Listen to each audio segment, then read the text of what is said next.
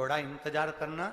1 महीने में अगर काम ना हो, 2 महीने में काम ना हो, 3 महीने में काम ना हो, एक बार पशुपति व्रत से काम ना हो, एक बार 16 सोमवार के व्रत से काम ना हो, एक बार भगवान के जल चढ़ाने से काम ना हो, छोड़ना मती। क्योंकि जितना संबंध परमात्मा से पुराना होते चले जाता है, भगवान उतना भंडार भरते चला जाता है।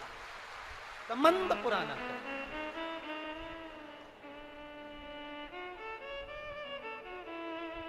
संबंध पुराना। सुगंधा ने हाथ जोड़े, ऋषियों के नेत्र खुले, इंतजार करती रही थी, इंतजार। शिव को जल चढ़ाने वाले एक बात याद रखना, थोड़ी प्रतीक्षा जरूर करना। परीक्षा वो करेगा, प्रतीक्षा तुम करिए। शिव को जल चढ़ाने वाला प्रतीक्षा करना, इंतजार करना। इतनी जल्दी डोलना मती कि मेरा काम नहीं हुआ तो मैं मंदिर नहीं जाऊंगी, मेरा काम नहीं हुआ तो मैं शंकर जी के मंदिर नहीं जाऊंगी।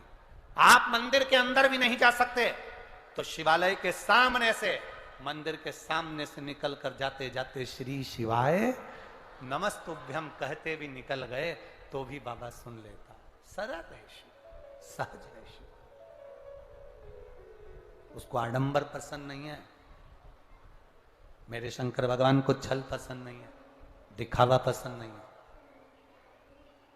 सुगंधा कह रही है, बाबा आपके नेत्र खुले हैं, आपके नेत्र खुले हैं बाबा, आप मुझे बताएं मैं कौन से महीने से 16 सोमवार के व्रत प्रारंभ करूं, उसका विधान क्या है, क्या विधान।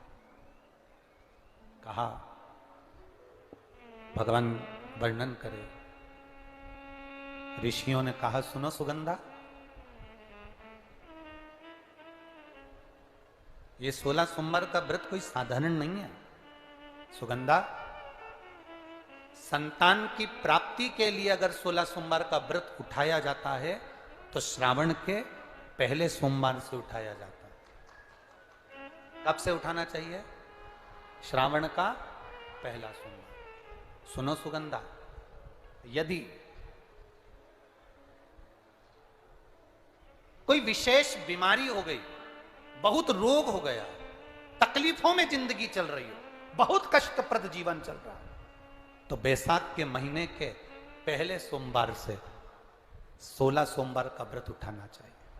और सुनो सुगंधा, उत्तम वर, उत्तम घर, व्यापार, व्यवसाय, नौकरी, पद, प्रतिष्ठा,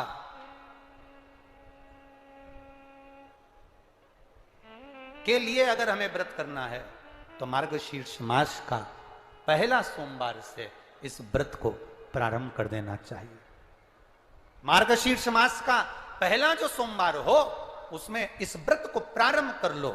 और सुनो सुगंधा, ये व्रत दोपहर के तीसरा जो पहर हो, प्रदोष काल, उस प्रदोष काल के समय पर आप इस शिवलिंग की पूजन अपने घर में पार्थिव बनाकर स्मरण कर कर भगवान देव अधिदेव महादेव के लिए प्रसाद तैयार कर कर,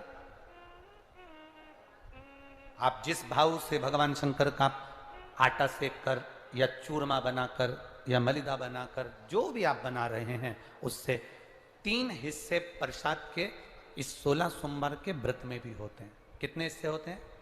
3 हिस्से। पशुपति व्रत में 16 सोमवार के व्रत में एक अंतर भारी है। पशुपति व्रत में 2 हिस्से मंदिर में रह जाते हैं, एक हिस्सा अपने साथ आता है और स्वयं को खाना पड़ता है। पर 16 सोमवार के व्रत में यह भाव है, एक हिस्सा भोलेनाथ का रहता है, दूसरा हिस्सा भक्तों के लिए, शिव भक्तों के लिए रहता है, और तीसरा हिस्सा आपके लिए रहता है। यदि पूरा ना पा सकें तो दूसरे को भी आपके हिस्से का प्रसाद दे सकते हैं, प्रदान कर सकते हैं। अब आ जाओ, बड़ा सुंदर प्रसंग नरसिंह पुराण का आता है। एक बड़ा सुंदर प्रसंग आया।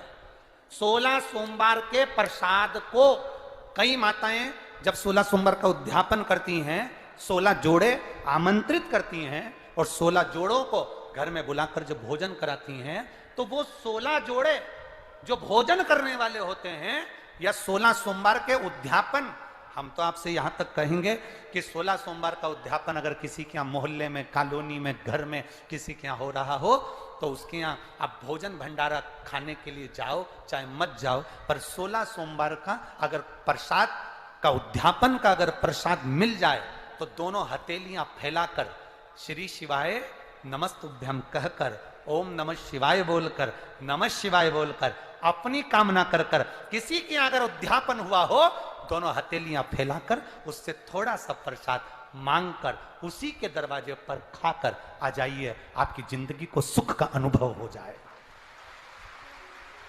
तो कोई पूछे ये कथा कहां से ली, तो आप बता देना नरसिंह पुराण में यह वर्णन आता है। कौन से पुराण में है?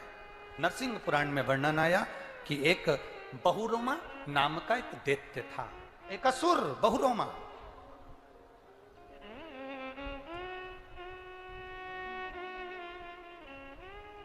एक बार बहुरोमा नामक का यह दैत्य या असुर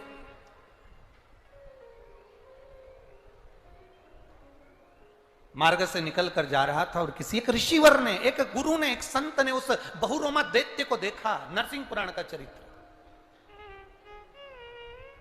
कोई आपसे पूछे कि 16 सोमवार के व्रत का प्रसाद का महत्व क्या है, क्या महत्व? बहुत ध्यान देना, यहां पे माताएं पशुपति व्रत करती हैं। पशुपति व्रत अगर आप लोग करते हैं तो उसके 2 हिस्से मंदिर में छोड़ते हैं प्रसाद के। बोलो री जी हाँ, सही है। मंदिर में आप जो प्रसाद के 2 हिस्से छोड़कर आती हो, बहुत सारी माताएं व्रत करती है और वहां प्रसाद के हिस्से रखे रहते हैं। मंदिर का पुजारी हो, मंदिर के पंडित जी हो, या मंदिर की कोई नारी, कोई पुरुष, कोई बच्चा, कोई बड़ा, उस प्रसाद को एकत्रित कर लेता है और उस प्रसाद को जो भक्त लोग दर्शन करने आते हैं जिनका पशुपति व्रत नहीं रहता, या जो दर्शन करने आए, या गांव के बच्चे हों, नगर के बच्चे हों, कॉलोनी के बच्चे हों, उनको वो प्रसाद जो वितरण किया जाता है, शिव महापुराण की कथा कहती है हजारों हजारों अश्वमेध यज्ञ का जो फल प्राप्त होता है वो मात्र वो प्रसाद के वितरण से, उसके पाने से प्राप्त हो जाता है।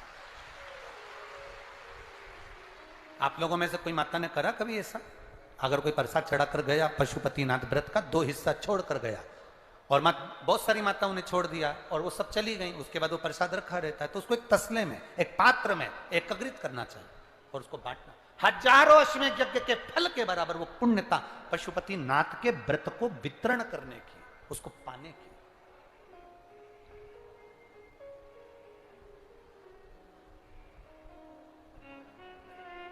तीन चीजें बड़ी महत्व की हैं शिव मंदिर में।